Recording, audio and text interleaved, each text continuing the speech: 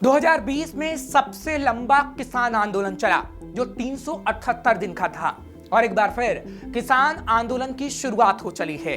तो आपके मन में यह सवाल जरूर होगा कि किसान दोबारा ये आंदोलन क्यों कर रहे हैं, साथ ही इनकी मांग क्या है और आखिर क्यों इनको सड़कों पर आना पड़ा।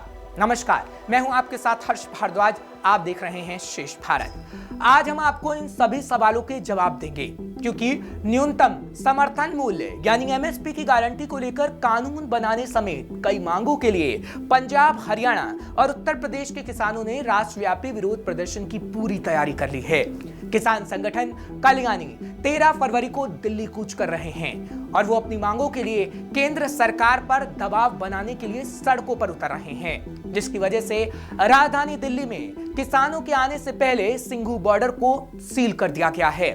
गाजीपुर, टीकरी और सिंघू बॉर्डर पर पुलिस तैनात कर दी गई है।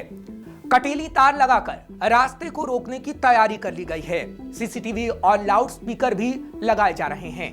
किसान आंदोलन के चलते पूरी दिल्ली में धारा 144 भी लागू कर दी गई। वहीं अगर हरियाणा की बात करें तो अंबाला, कुरुक्षेत्र, कैथल, जिंद, हिसार, फतेहाबाद और सिरसा में 3 दिन तक इंटरनेट सेवा को बंद रखने का फैसला किया गया और हरियाणा में भी सुरक्षा को बेहद कड़ा कर दिया गया है। सीमाओं पर 8 लेयर की दीवारें खड़ी कर दी गई हैं। बात पंजाब की करें तो पंजाब के सीमावर्ती सभी रास्तों पर पुलिस और केंद्रीय बलों की टुकड़ियों को तैनात किया गया है, यानी किसान हल्ला बोल करने की तैयारी कर चुका है और प्रशासन उससे निपटने की। दरअसल इस आंदोलन में किसानों की सबसे बड़ी मांग है न्यूनतम समर्थन मूल्य को लेकर, जिसमें कुल 12 मुख्य मांगे हैं, जिसके बारे में भी आपको जानना बेहद जरूरी है। क्या है किसानों की मांग? मजदूरों और किसानों के लिए कर्ज माफी योजना लागू की जाए। सरकार सभी फसलों के लिए एमएसपी की गारंटी पर कानून बनाए। नकली बीज, कीटनाशक बनाने वाली कंपनियों पर सख्त जुर्माना हो। मिर्च, हल्दी और अन्य मसालों के लिए राष्ट्रीय आयोग का गठन किया जाए। किसानों और खेतीहर मजदूरों को पेंशन दी जाए। दिल्ली आंदोलन के दौरान मारे गए किसानों के परिवारों को मुआवजा और परिवार के एक सदस्य को नौकरी दी जाए। जल, जंगल और जमीन पर मूल वासियों का अधिकार सुनिश्चित किया जाए। भूमि अधिग्रहण कानून 2013 को पूरे देश में दोबारा लागू करें। किसानों से लिखित सहमति सुनिश्चित की जाए और कलेक्टर दर से 4 गुना मुआवजा दिया जाए। लखीमपुर खीरी नरसंहार के दोषियों को सजा और प्रभावित किसानों को न्याय दिया जाए। विश्व व्यापार संगठन से बाहर निकला जाए और सभी मुक्त व्यापार समझौते पर प्रतिबंध लगाया जाए। सरकार को बिजली संशोधन बिल 2020 को रद्द करना चाहिए। किसानों को 200 दिन का रोजगार और मनरेगा के तहत 700 रुपए दैनिक मजदूरी दी जाए।